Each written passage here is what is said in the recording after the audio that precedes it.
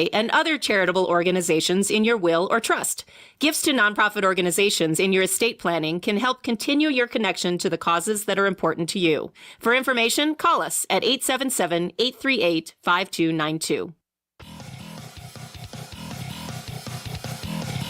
What's up, Yuma? I'm Johnny Porter. And I'm Victor Calderon. On today's program, we are going to be joined first by Amy Cross. She is a radio personality and former 95.1 KTTI host right here in Yuma. We're going to talk about reconnecting with Yuma, and we're going to find out what she's up to because she is still in radio. Yes, she is. As well as David Padilla and Jared White. They are both Yuma Fire Department Captains, and they are leaders of the United Yuma Firefighters. And they're going to be talking about life on the job, specialized and rescue work, and what it means to serve the Yuma community. So stay with us for What's Up Yuma Radio, beginning right now on KOFA 94.7 FM. And streaming online at borderradioaz.org and on the KOFA app. You can also view our show on the Border Radio Facebook page and the KAWC YouTube page. And don't forget, you can reach out to us by email at whatsupyumaradio@gmail.com.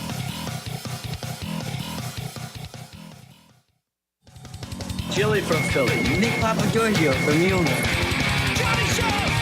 What's up, Yuma? What's up, Yuma? Welcome back to another episode of What's Up Yuma Radio. I am solo for a little bit. Well, I know I have a guest, but Victor, he'll be here in a second, at least for the second segment of the program. But right now, I am joined here by radio personality Amy Cross. Good morning. Hey, good morning. How are you doing this morning? Doing really good. Yeah, was it pretty windy when you walked in? It was crazy windy. It came out of nowhere. Yeah, I was outside, so I get here pretty early, and I like to do work, and it was so beautiful this morning, so I sat outside the Starbucks. And then it started to I'm like, wait a minute, what's going on? And then, so yeah, I normally try to sit out there and kind of soak up the beautiful weather. But then I came in here about 8 o'clock because it started getting really bad. And yeah, it was pretty dusty out there and windy. And, you know, you don't wear a hat because it'll blow off. You know, I'm out on the road a lot. And, besides being behind the mic. So yeah, it's just too windy out there today, and it's Tuesday, so I'm grateful to be here with you. Oh, yeah, absolutely. So a little bit about your past. You worked at the same radio station I did, or organization, for quite some time, and Cecilia as well. Cecilia used to work there, El Dorado Broadcasters. But you were on KTTI 95.1, right? I was on Yuma's Best Country, or what we were then when they rebranded it back in 2016. It became Yuma's Best Country.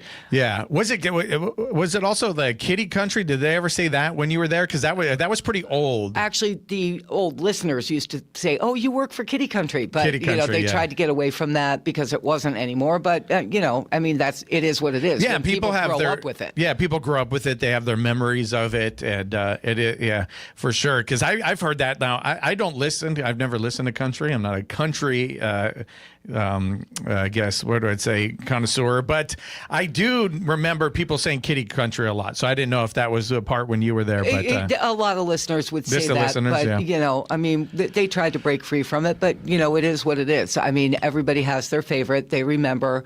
Yeah. I've been doing this a long time, and actually got into it by accident.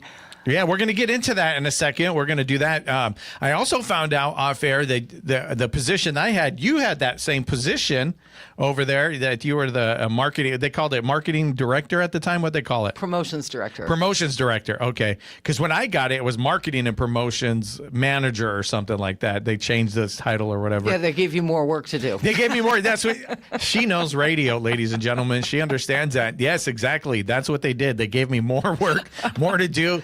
And I did it, though. I did a good job until they decided to sell. But we'll get to all of that. Let's get to you. Where are you from originally? Connecticut. Connecticut. Mm-hmm. That's on the East Coast, I believe. Yeah, it's the lower New England states. What was it like growing up in Connecticut? It was great. I loved the town I grew up in. It was New Canaan, Connecticut, Fairfield County. Okay. Just north of Greenwich, about 40 minutes out of Manhattan. Mm-hmm. Okay. So did you go to Manhattan? Did you? No. No? Growing up, we didn't do a lot. I'm the youngest of three. Okay. And by the time I was in nursery school, my oldest sister was in college. Oh. So okay. I was kind of an only child growing up. Yeah, so you didn't have that. But did you go later to Manhattan at all, or? No, because Since I it was so left cool? and went to New Hampshire. Oh, okay. So New Hampshire. I went north. You went north. You said, I got to get out of here. You went north. Is that where you began your radio journey? It is. Okay. So tell me a little bit about how you started in radio. And was it because they're like, look, I know they make so much money and they are so happy. I got to get in radio. Well, it wasn't that. Okay, cool. Because I don't think anybody gets into radio for that. Let me just backpedal a little bit to like 1974. All right. Okay, I was 10. 10 years old. And my mother used to have the radio cranked in the car. And I said, I want to do that. How do I get to do that? Can I say one thing? Or ask one thing. What was on the radio in 1974? What were you listening to? You remember 10 Neil years Diamond. old? Neil Diamond was on there? Okay. Who Neil else? Diamond, Barry Manilow. Barry Manilow. So is that like easy listening type stuff? What do you okay. That would categorize as soft AC. Soft AC? Okay. So Adult contemporary for those who don't know. yeah. So adult contemporary. So you're 10 years old and then you say, How do I get into that? I want to do that. And my mother said, go to college and do communications. Well, I kind of forgot about it. But 10, 12 years later, I answered an ad in the paper, in our local paper in New Hampshire, for an overnight board operator because I needed a job. It paid $4.75 an hour. a whopping, $4.25. a whopping $4.25. You said a board operator. Now you took that. Is it because like you knew that you could work up to something? Because a board operator, I did that for quite some time. You don't get to talk much, right? You don't talk at all. Yeah, yeah. Just in case. No, hold. Wait a minute. If somebody comes in, if the DJ misses and he's drunk or something, then you do get to talk. That does happen from time to time. How do you know New Hampshire so well? It's like, Steve is drunk again. Can you go in there and introduce some of the songs, Johnny? But go ahead. Well, it's funny because it was a satellite-fed radio station. The only live station that this particular company had, which was independent, was a AM station. So they had their news people, and they had their people on the weekends for AM, and they play the music. The FM was the side I was on, but it came from Los Angeles. It was a radio network.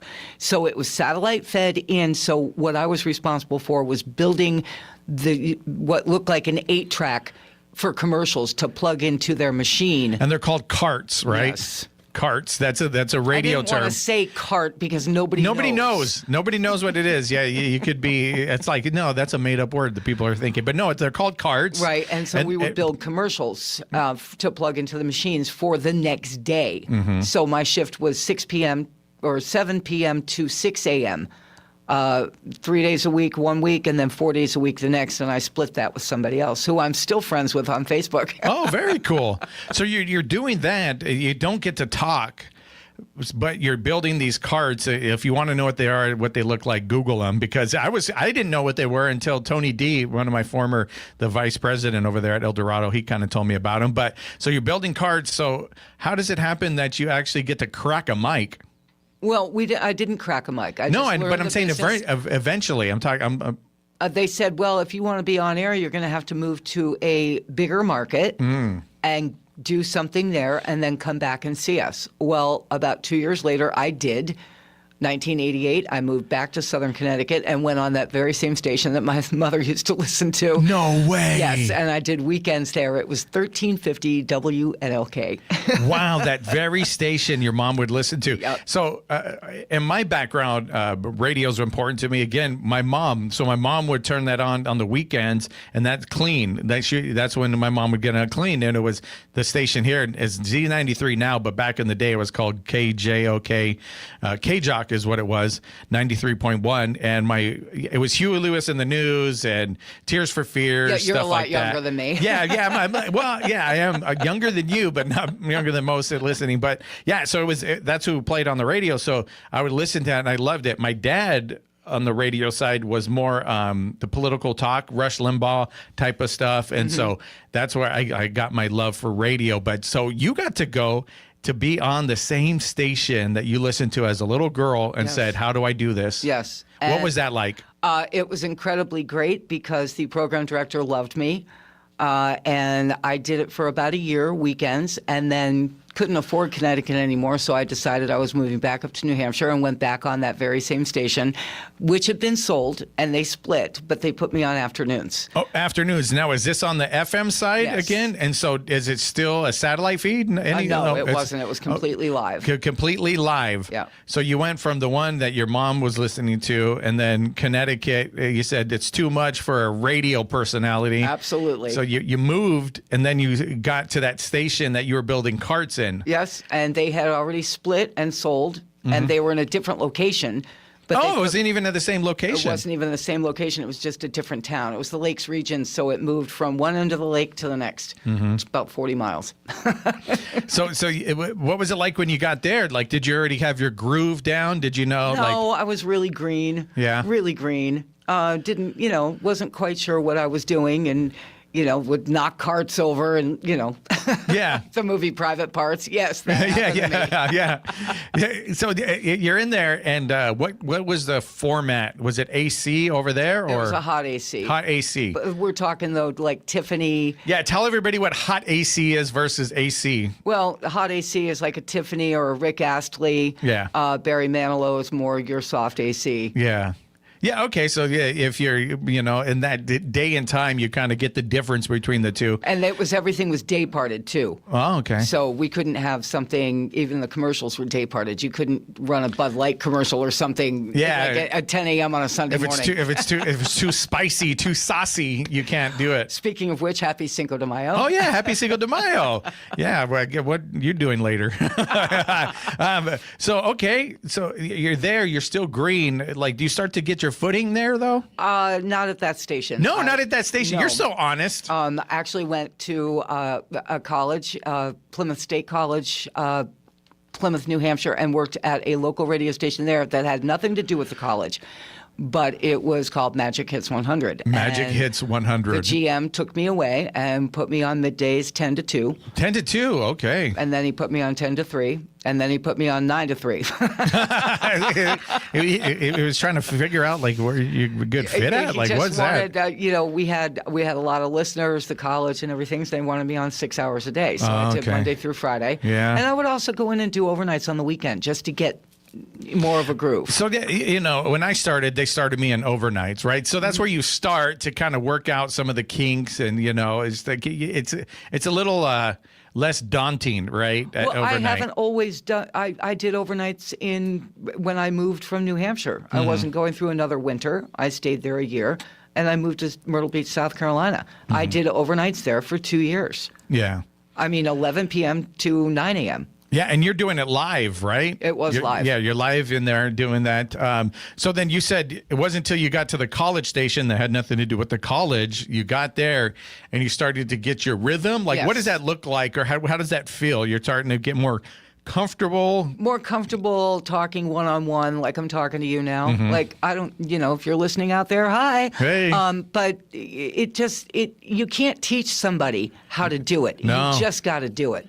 Yeah, Jeff, our buddy Jeff over there, Jeff taught me, he put me in the room. He said, don't do this, don't do this, don't do that. Good luck, And that was it. Like, it gave me a bunch of things not to do. And then I was like, I was so scared. I was like sick to my stomach for that first month, like literally sick to my stomach in there. Because it's like, wow, people, because I started on AM and I did talk radio like this, which came a lot more natural to me than introducing a song and then trying to chit chat and tell a little thing. Like, I wasn't good at that. I was a totally different like muscle I had to work on. So it was pretty brutal. But yeah, you get in there, you get your rhythm, you start to figure it out. What was it like? What was your niche, and what'd you kind of find? I don't know. Can you name your groove at all? I'm thinking it was overnights in Myrtle Beach, South Carolina, where I just went with it. I would crack the mic. They gave you things to talk about. They gave you events that were going on, but you had to put it in your own words. Yes.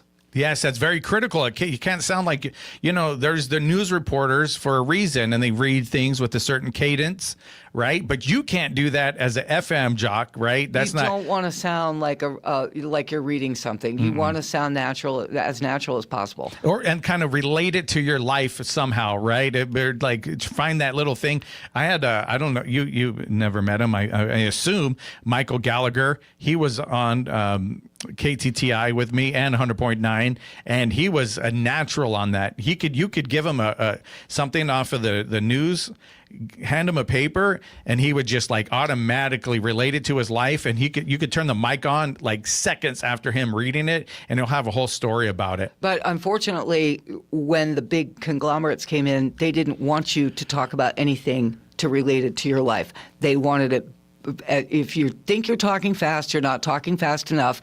Get over it, talk 10 seconds, and get to the commercials. Because commercials is how they make money. Well, of course. Yeah. But they took all the fun out of it. Yeah, no, I'm with you. I'm on your side. But that's what I'm doing now. They want me to be personality. Yeah. So I'm out on the Planet Patio most of the time during the day doing a World Wide Web station. And we talk about the roommates. We talk about the creepy guy that I've got living with me. And then we, talk about the dog and the cat and they're fighting. I mean, people want that. They want to know what's going on in your life. It's how should I put it? And then we're going to take a break. When I got there, it was the same thing. They were like, look, less personality, more just straightforward. It was just like, get it done. Just go do your job. Don't put anything extra in it. Literally, that's a talk that I got. And from one of the people there, not from the vice president, though. The vice president came in from a bigger market and said, we're going to take this over. We're going to do great. And he pumped me up. Shout out to Greg over there. Greg was like, we're going to do this. I want you to be my star. And I'm like, let's do it. And he gave me the freedom to put more personality in. And what I found out is that today, in today's day and age, somebody or anybody could get their music from Spotify, Pandora. They could, all these different places. The reason why they crack the FM dial is because the personality. They want to know, like, it was the weirdest thing to me. Like, I'd mention something and talk about, like, my daughter or talk about this and that. And then that's when people would reach back out, like, oh, how's your daughter? This. And they're like, oh, yeah, how'd that go? That event that you went to? And I'm like, oh, wow, people are really listening and they care. Yeah.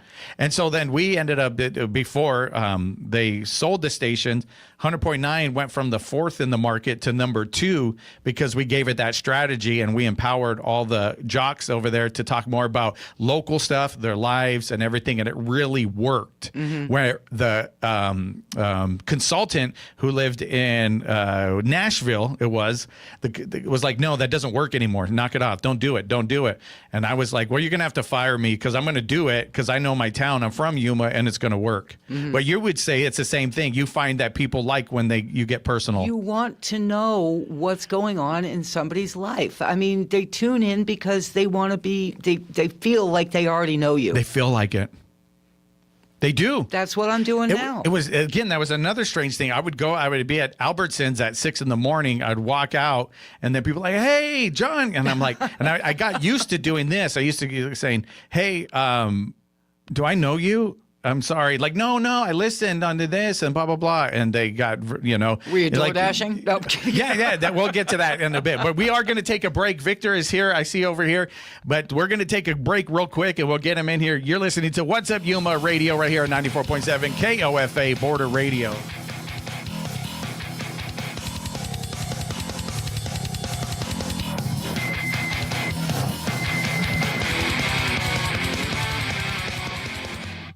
Helping Hands of Yuma connects volunteers with seniors in need of assistance. Services include transportation, shopping, and notary assistance, as well as community education workshops, advocacy, and personal hygiene supplies. Available to seniors 60 years and older. Details on services and how to volunteer at helpingyuma.org. From KWC, this is Siendo Primero. I'm Melanie Ruiz Lopez. And I'm Sajay Bárcenas. In this episode, we'll be talking about entrepreneurs and local business. No querían que empezara a vender. Y yo me lo aventé y lo hice. When I do retire, I will have everything ready to go. You only need one voice that believes in you. That's gonna motivate you extremely. A new energy with the same mission. To give students a voice. You are tuned to 94.7 FM KOFA Border Radio. It's going to be a warm, sunny day in Yuma with an afternoon high near 79 degrees, breezy with a west wind at 5 to 15 miles per hour, possibly gusting up to 25 miles per hour tonight. Clear skies with a low around 54 degrees. From the KWC newsroom, the Fort Yuma Kitsan Indian tribe recently invited community leaders to take part in an eco-flight in Yuma. The goal was to show people a different view of the land from the skies. It's part of the Protect Kitsan campaign. More on this online at kwc.org. The Yuma County Library District hosts Barks and Books, an opportunity for young children to read a story to a service dog, Monday, May 11th at the main library from 3:30 to 4:30 p.m. Studies show that reading to dogs can help children improve their reading skills and become more confident readers. Information at yumalibrary.org. For over 55 years, Border Radio KOFA has been a voice for music and culture in the region. We play indie, soul, funk, world beats, and more, plus local stories and live sessions. Tune in live at 94.7 FM, on demand at borderradioaz.org or on the KOFA app and discover your next favorite song.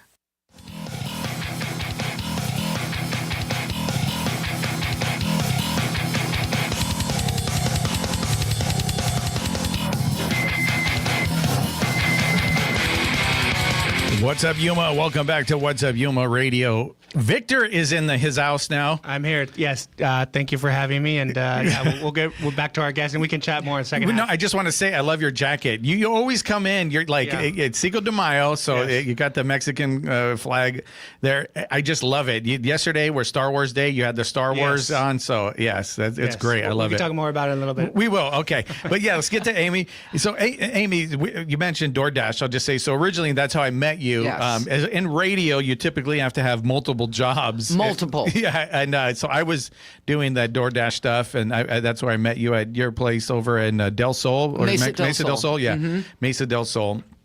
And you were here, but then you left. I left in 2021. I planned to move. My daughter wanted to go back to Florida. You know Jessie, and I looked at her and I said, "What?" Yeah. I'm like, "No." And my fiance at the time did not want to.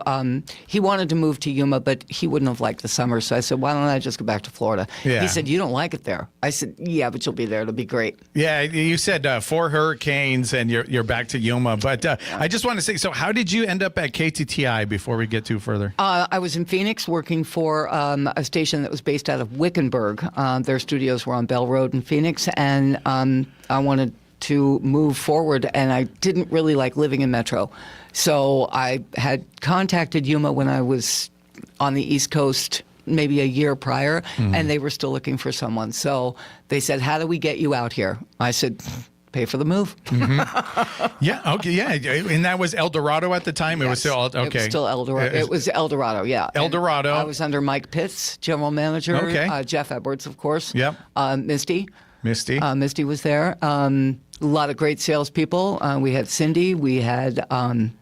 Janice was there. Janice and I used to make coffee at 4:30 in the morning. No, what? You guys would get there that early? Yeah, we'd get there that early. But I tracked for other stations that they had in northern. So did Janice do a show too? No. Okay, because I know she was sales. Yeah, she was sales, but she used to get there early because I would come in and voice track for their other stations in California. Oh, gotcha. Okay.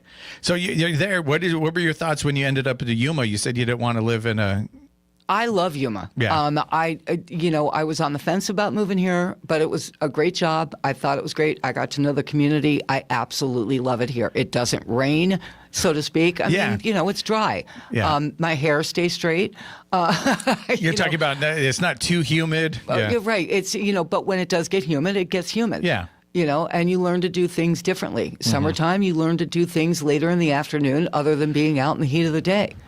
And I just enjoy it here. I've never felt this way about a place before, and I've left here 3 times, and I've come back every single time. Well, I love it. I love Yuma. So when you get to KTTI, what you're doing, the midday show? Or I was doing afternoons. Afternoons? It was Amy in the afternoon. Okay, Amy in the afternoon. You're doing the afternoon one. Were you also at that time, did they hire you for that promotions? Oh, yes. so you did both at that. I did both at that time, but I was also, we were live tracked. So, what people don't understand is sometimes you don't have time to stay in the studio for 5 hours. So, they've got a program where they voice track, which is what I do now for 2 stations in Houston, 1 in Kentucky, and the World Wide Web. Mm-hmm. Yeah, so then what was your role as promotions back then? What did you do? Because tell everybody about like remotes and setting up. You have to go and set up. And I had 2 great guys that were interns, and they would come and help. They were part of the promotions department. Travis Ramirez, Janice's son, he was one. And Dan. Dan really didn't work under me too much.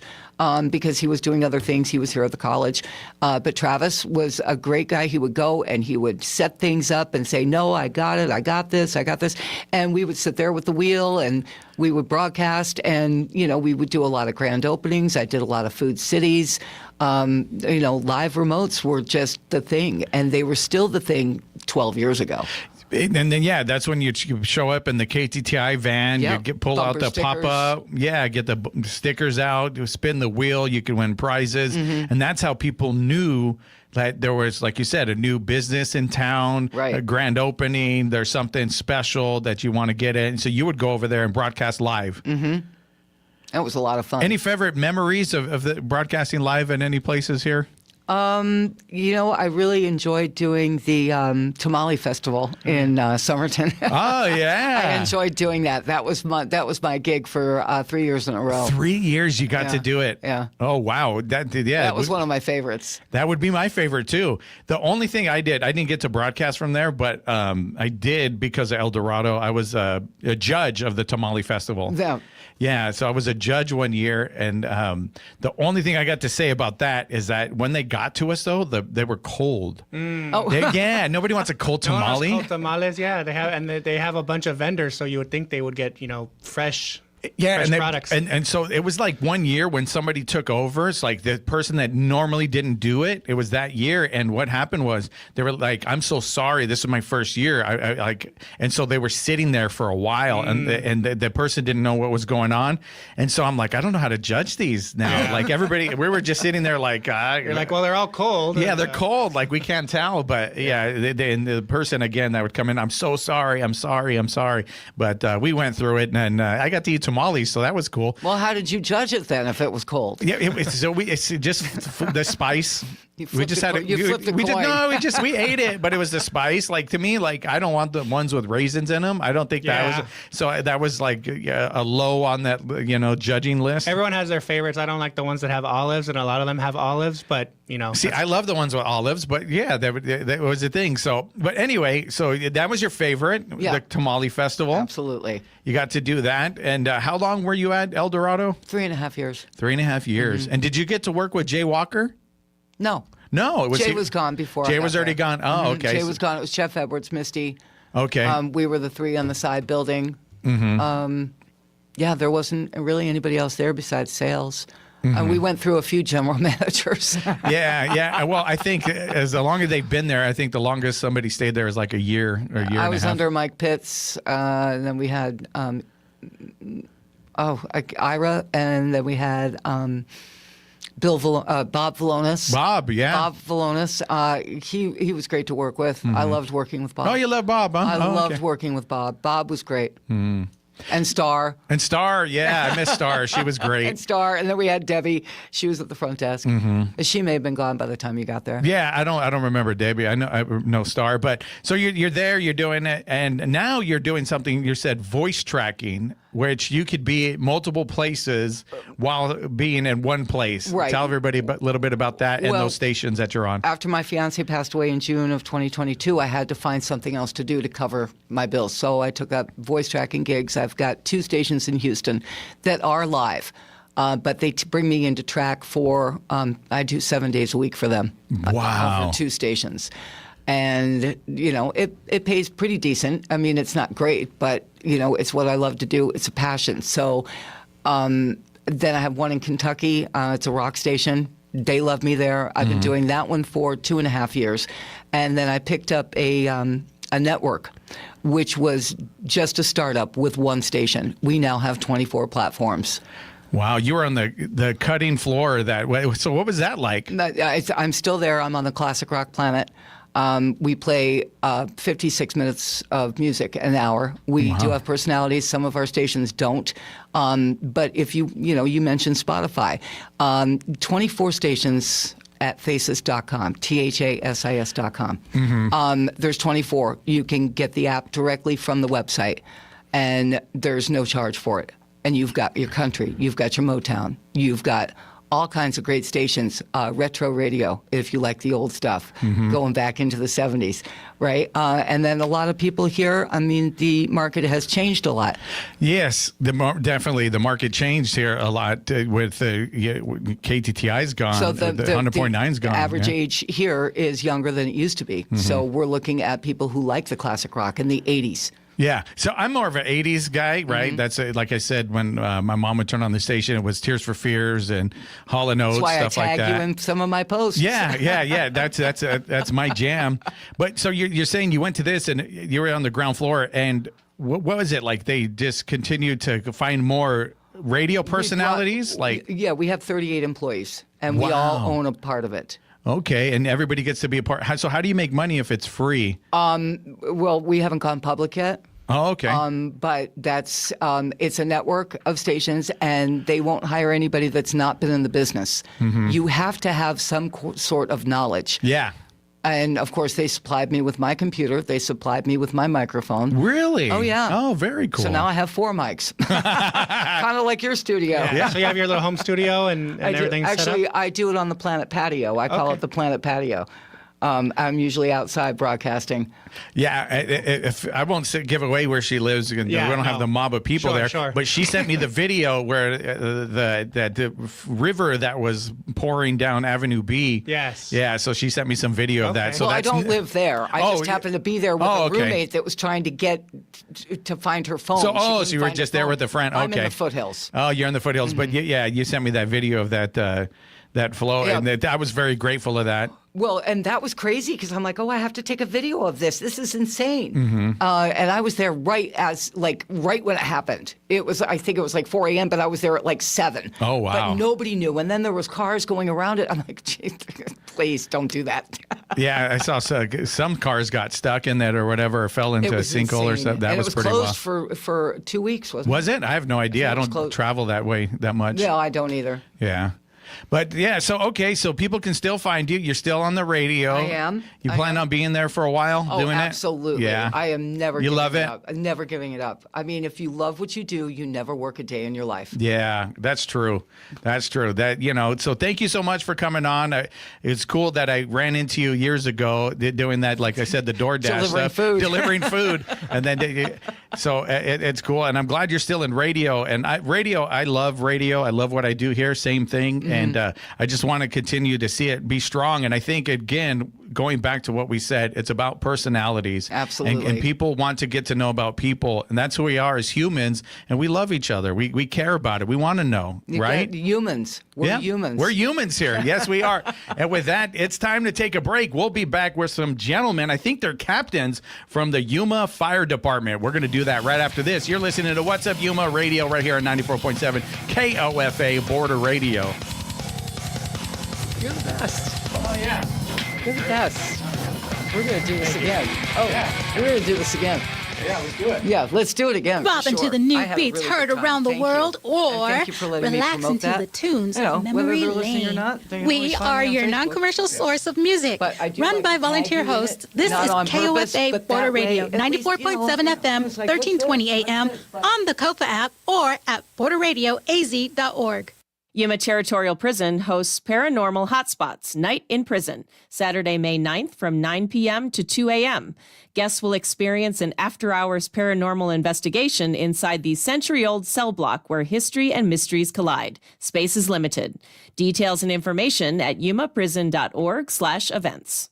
From KEWC News, I'm Cisco Stargazer. On Monday, May 4th, Congresswoman Adelita Grijalva made her very first school visit to give out certificates. The school in question, Yuma High School. Grijalva wanted to honor 2 students, Jared Nunez and Genevicia Guzman. When she approached the school, she asked for students who exemplify leadership and civic engagement through their school involvement.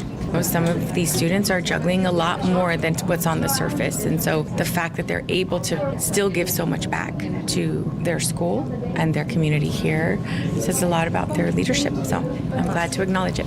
So who are these students? Nunez is very active in welding and soccer, and he hopes to have his own agriculture company someday. Guzman is a member of Future Business Leaders of America, and she's played volleyball, basketball, and track for Yuma High. After graduating, both students are attending Arizona Western College this year. Nunez for agriculture and Guzman for business accounting. From KAWC News, I'm Cisco Stargazer. I'm Public Radio Runner. Join me for Bonus Smiles, the show sharing the stories and playlists that fuel runners. Why? Because the rando cheering you on at a mile 77 aid station is the same kind of person who supports local public radio. Join us every Saturday at 5 a.m. on KOFA at 94.7 FM for stories that soothe and jams that power long runs.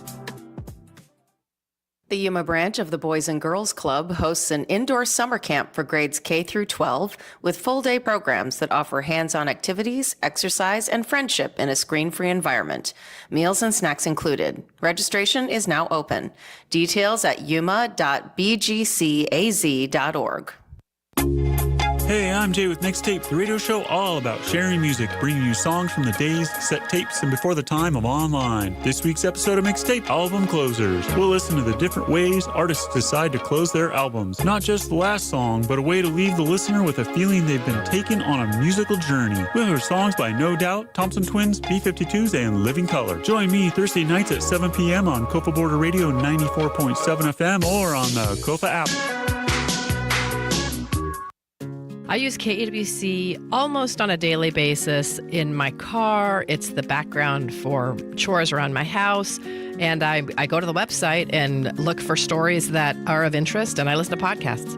I look to the news on NPR because I'm looking for something beyond the headline or a soundbite or a gotcha moment. I really want news that shows me sort of the multiple dimensions of a story, that seeks information from multiple sources and doesn't tell me how to think. It just presents the issues, and I really appreciate that. Being a sustaining member of a service like KAWC takes the mystery out of it for me. So I know that I am supporting every month. I also know that I don't have to remember to sit down and write a check at the end of the year or a budget for a check at the end of the year, right? It's kind of coming out of my account every month, and that makes me feel a little bit like I'm part of the team. I'm Lori Stoff from Arizona Western College, and I'm a proud supporter of KAWC Yuma. KOFA Border Radio doesn't sound like any other radio station in Yuma. We are a non-commercial source for music from around the world, across the decades and local artists. Our hosts are volunteers. If you would like to get involved, send an email to music@borderradioaz.org.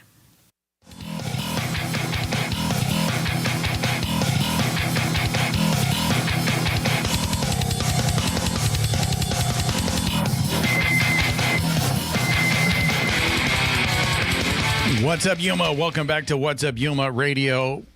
Victor is here, and I am here. Yes, so you have the jacket, which was festive for Cinco de Mayo, and you also have it's a luchador. Yes, luchador. So Cinco de Mayo. So to everyone listening, celebrate responsibly. If you celebrate, and go out, and if you're gonna have a drink, get a designated driver or.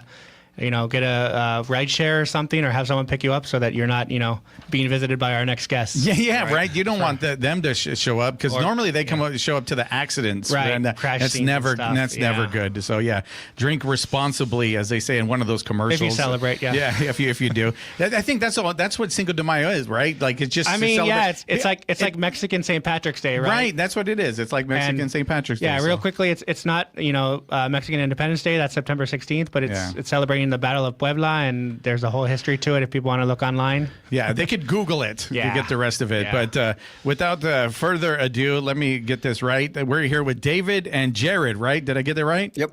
All right. Both of you are fire captains from the Yuma Fire Department, but you are here representing what today? We're representing the United Yuma Firefighters. Okay, so what is that? And then we're going to go back from there. But I just want to know what that is first. Yeah, so the United Yuma Firefighters, we're an association of firefighters. We represent about 180 members across all 3 cities. That's Yuma, San Luis, and Somerton. And so, our job and our mission is to improve the lives of our firefighters, our community, beyond the emergency scene. And so, operationally, the guys do a great job at work. And then we exist behind the scenes to kind of help promote the wonderful work that they do and help improve their lives across the board. So you said the 3 cities, and so everybody comes together. It's like, is it like a union or? Yeah, it's a labor organization. Oh, so it is, okay. The word union has a negative connotation. I know. Not everywhere, but in some places it does. And so our organization really does emphasize safety measures, things like that, improving our lives so that our members can enjoy retirement, go home every day to their families, and be safe. Why is it important to have a organization, we'll call it, like that? Yeah, so it's a great question. So whether it's City Hall, the state legislature, or even at the, in D.C., making sure that standards are being set, that safety protocols are being followed, everything from vehicle manufacturer for fire trucks all the way to the protective gear that we wear, to different coverages for healthcare related issues that happen because of the fire service. Members need representation across the board. And so organizations like ours do that work. So it could be like maybe somebody's like, there's an issue, there's something going on. Maybe, like you said, the protective gear, like, hey, there's an issue with this. If there's just one voice, maybe nothing gets done. But if it gets raised together collectively, then it's like, okay, we need to look into this. Maybe we need to get it from a different manufacturer or something, right? That's similar? Exactly right. I'll give you an example. Currently, fire trucks take about 5 years to build.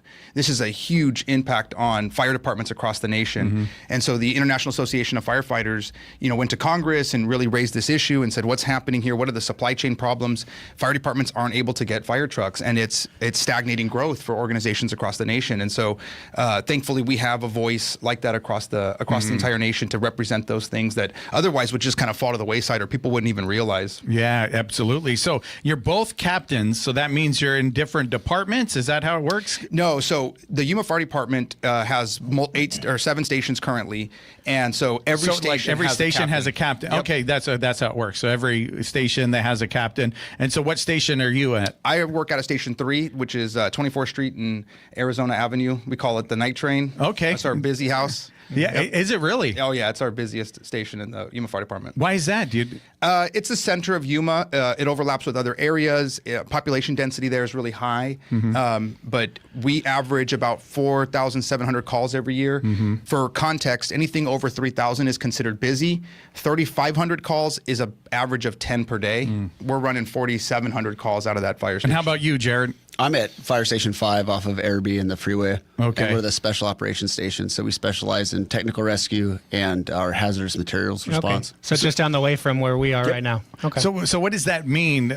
So if something happens outside of your jurisdiction because you specialize in it, you would still show up at that? It's like, hey, we need you. Yeah, so we have 2 specialized trucks. We have our technical rescue truck and then our hazardous material truck. So if we get a technical rescue call or a hazmat call, then they'll call us out and we'll take our trucks over. And we're all techs at that station. We have 3 hazardous material techs and then 2 technical rescue techs. So we do a lot of training specifically on that to support the city. All right. So we like to get to know all of our guests a little bit. So we're going to dive into that before our break. But so David, did you always want to be a firefighter? Yeah, my story is actually kind of boring, to be honest. I knew I was going to be a firefighter since kindergarten. Okay, boring. Move on. No, I'm just kidding. Go. I grew up in a family of firefighters. Oh, really? Dads, uncles, an aunt. Yeah. My brother's a captain for the city of Gilbert. And so I always knew that I was going to be a firefighter from a young age. That just kind of was the path I knew I was going to take. And so even in like high school, like there was never like, okay, I kind of want to go do this. It's like, no, I'm going to run into burning buildings. This is my calling in life. Funny enough, there were a few times where I thought, oh, maybe I'll go do this for a couple years. But I kind of always knew I was going to settle. To the point now where it's kind of interesting. I talk to kids sometimes when I go to schools or even talking to my own children.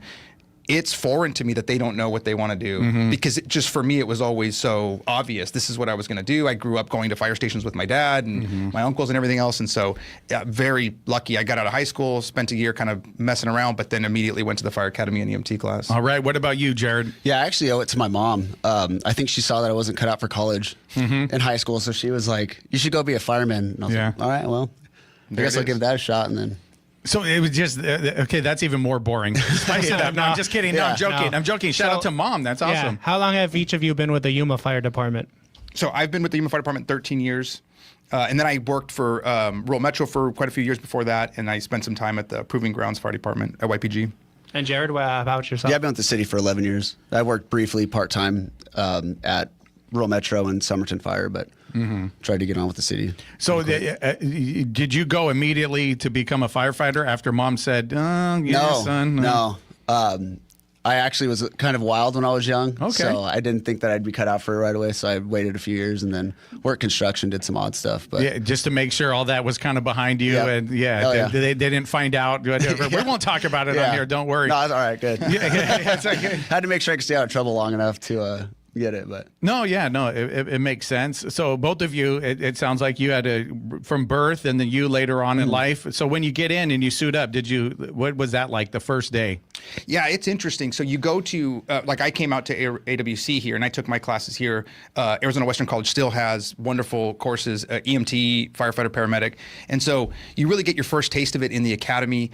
There's a couple different ways you can get hired. You can either go to an academy, get the certifications and get hired, or there are times where the Yuma Fire Department will actually run you through the academy and do their own internal. I got certified prior, and so your first taste of it really is in the academy. It's the first time you're really suiting up and you actually get into like a burning building and you check it out. And so I was hooked from the day I started doing it. Like I loved the job. I got to do ride-alongs as a young man, and so I was fortunate enough where it was home from the moment I started doing it.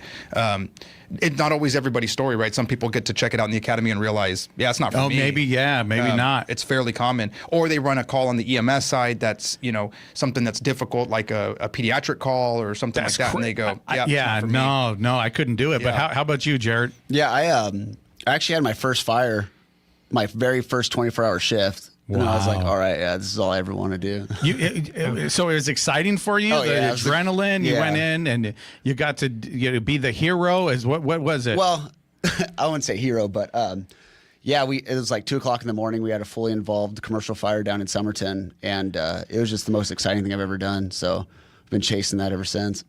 Yeah, so you guys know I have What's Up Yuma, which is different than What's Up Yuma Radio, which you're on right now. But they do like interviews at certain places, and I watch these interviews, people like at nightclubs or whatever, and they talk to girls, and they're like, "What do you look for in a man?" And they always say firefighter. They want to marry a fighter. Yeah, when I was in high school, I was like, I'm gonna be a rapper because girls really like rappers, and I found out, not so much because they don't make as much money as firefighters or something. But I don't know. You're doing that, and I'm gonna come back after a break. We're going to find out if the mustache is a requirement to becoming a firefighter. We're going to answer that question. Yes. After this, you're listening to What's Up Yuma Radio right here on 94.7 KOFA Border Radio.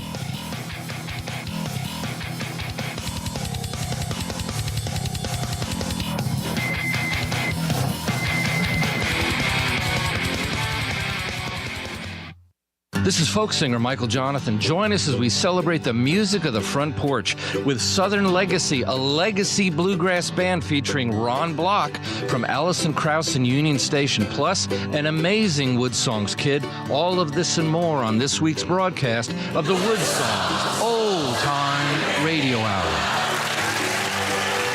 This evening at 7 p.m. on KOFA Border Radio 94.7 FM.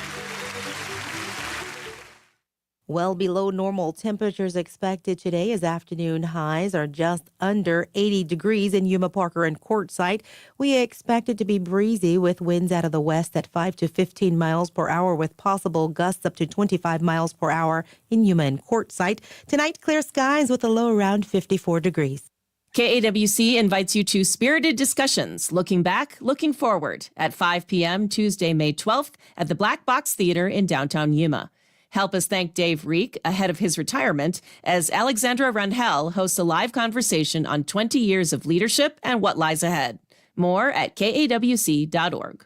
Run by music lovers like yourselves, KOFA Border Radio has what you need. A non-commercial home filled with music heard from all over the world. Tune in at 94.7 FM, 1320 AM on the KOFA app or at borderradioaz.org.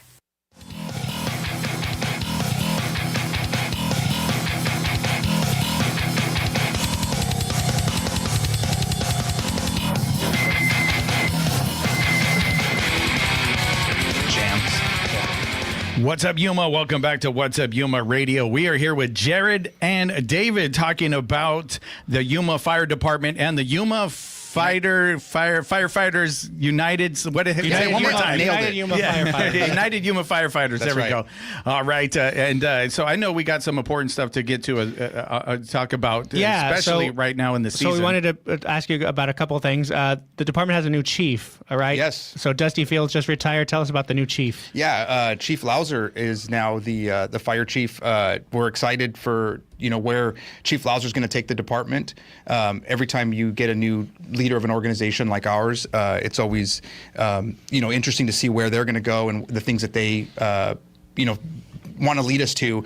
And I think Chief Lauser does a phenomenal job of conveying his goals and what he wants to do. And so we're really all excited to see where Chief Lauser takes the organization. Yeah, and then of course, since we have you here, we want to talk about water safety because that's big. And you've already had some rescues down at the river. So tell us maybe some safety tips or what folks should know, because I know you're part of the Water Safety Alliance here in Yuma. The Water Safety Alliance is a big deal.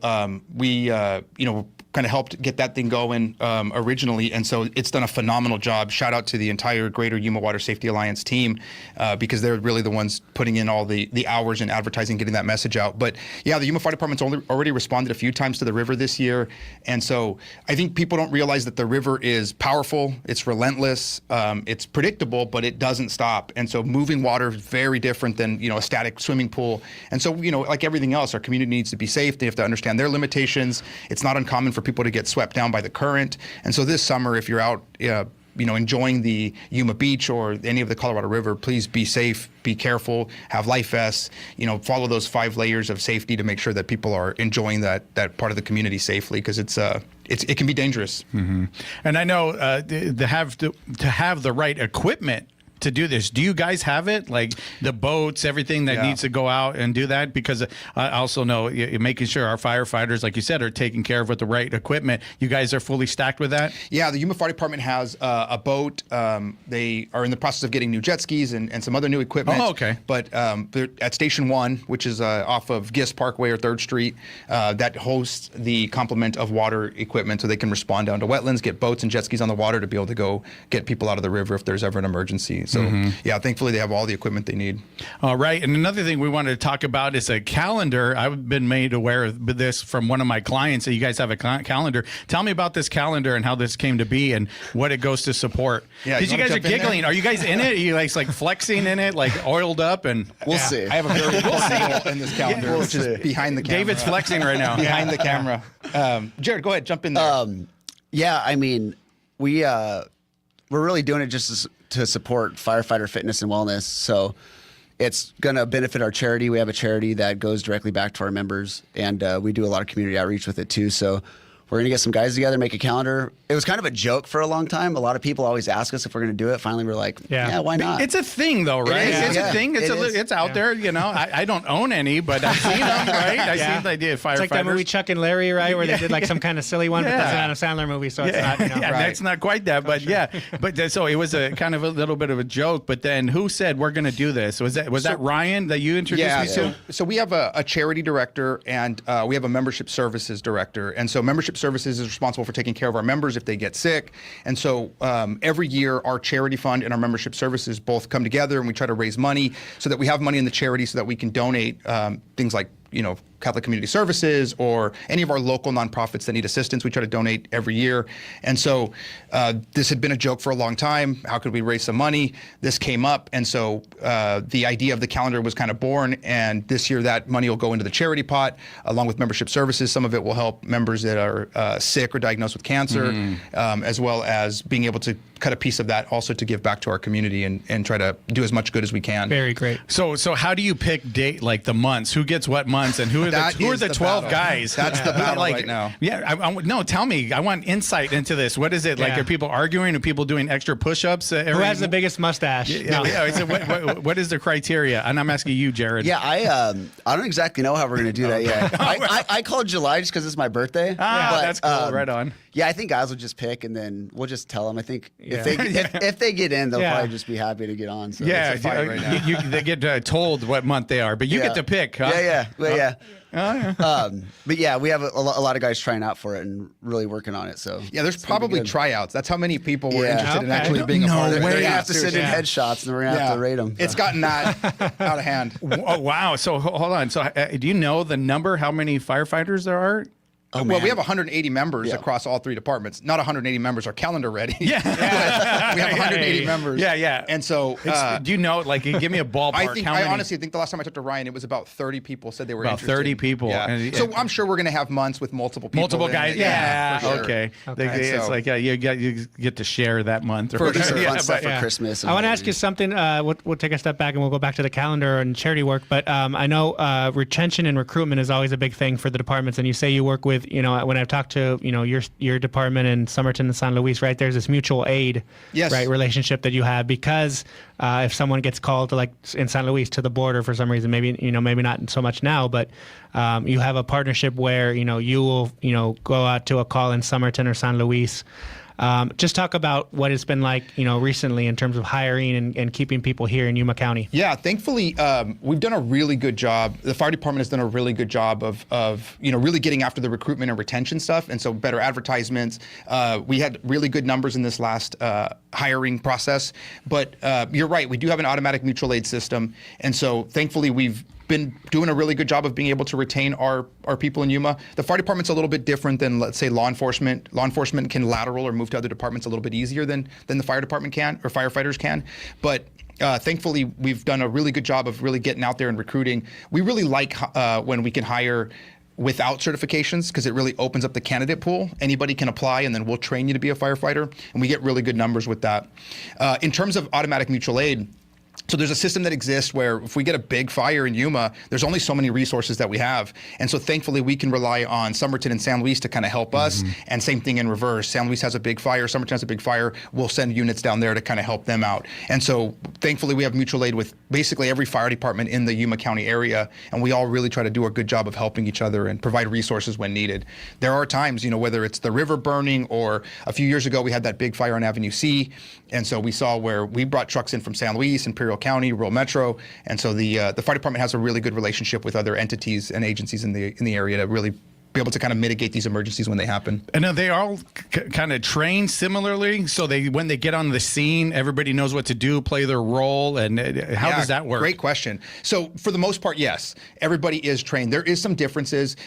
We tried as best we can to kind of standardize as much equipment as we can, but there are some differences. One department might carry a little bit different, bigger hose or smaller hose than another department, but thankfully all fire trucks have couplings and adjusters and adapters that help us make connections if we need to. Fire hydrants are the same everywhere. And so for the most part, all of our vehicles are similar enough where we can get by. And so usually it's not an issue of resources, it's an issue of manpower. You can imagine in the summer in Yuma, our members are out there fighting fires. They're smoked after 10 minutes of being in 110-degree weather in fire gear, fighting fires. So having additional manpower is always the challenge. It's not usually trucks and equipment. Yeah. So what is your favorite thing about being a firefighter? You said you wanted to do this. Yeah, this mic thing keeps falling down. Keep getting lower and lower. It's all good. I'm going to be on the camera here pretty soon. So you said you wanted to do it for a long time. What's your favorite thing about being a firefighter? Yeah. That's a good question, too. So I think that by far the best thing is the camaraderie. So there is a level of camaraderie that comes from living with people for 24 hours, right? Yeah, so we work 24 you on. have, a certain schedule, right? And then you're together a lot. So we work 24 on, 24 off. That repeats, and then we're off for 4 days. But you're in a station with, your 5 guys. And so we make dinners together. We make breakfast together. Whatever it is, we train together. A lot of our crews work out together. And so there's a camaraderie that comes from that. And so by far, I think the best part of the job is the people. We work with amazing people. And that's the beauty of the fire service. No matter what the problem is you're facing, somebody knows or has been through it, from fixing your boat to fixing a car to helping you frame out a house or put an air conditioner on. our members come from the trades, and so we just work with really good people, and we're very, very fortunate in that. So it becomes like a family. It is. It's absolutely a family. Yep. Yeah. So how about for you? Is it the same? I was gonna say the exact same thing. Yeah. Yeah, just getting a crew together and getting to know your guys. We hang out a lot on the off days, go to the river. It's a good time. And then you end up just only talking to those guys, only hanging out with those guys. And yeah, it's cool. Any message you want to leave us with? We got about a minute left. The big thing is you guys started this with the Cinco de Mayo celebrations and celebrating responsibly, and that's the biggest thing for us is be safety minded. Whether you're enjoying Cinco de Mayo, you're enjoying being out at the water, the river. If you want to know more about the calendar, look us up on social media. United Yuma Firefighters on Instagram. We will be posting this to our website here pretty soon at yumafirefighters.org, and so that people, if you're a business and you're interested in sponsoring or being a part of that calendar, please let us know. Very cool. Yeah. So hopefully you can whittle down those 30 guys into 12, or at least have everybody share or whatever. That's cool. You got that much response though. Yeah. That's really awesome. Thank you guys so much for being with us today. I really, really appreciate it. And with that, it's time for this. What's Up Yuma Radio is a production of KAWC, Colorado River Public Media. We broadcast from the studios in the Matador Activity Center at Arizona Western College in Yuma. We want to thank our engineer, Talon Gonzalez, along with Anthony Arnales, Juan Garcia, Dave Reek, and Cecilia. You can find out more about KOFA at borderradioaz.org and on the KOFA app. Stay tuned for KOFA's Midday Music. And who's tomorrow? You say it. Yeah, on tomorrow's show, we have the club president for Yuma United FC Soccer and a player from AWC Women's Soccer. All right. And you can listen to the podcast version of our program anytime and check out past episodes anytime at kawc.org/podcast/What's Up Yuma Radio. And if you want to get booked on the show, all you got to do is go to whatsupyuma.biz. That's whatsupyuma.biz. Click that radio link and click book me. Once again, thank you guys for being with us, and we'll be back with one more time. Tomorrow's Soccer Day, so we're going to have Day. Yuma United FC and AWC Women's Soccer. All right. Thank you guys. We'll see you tomorrow.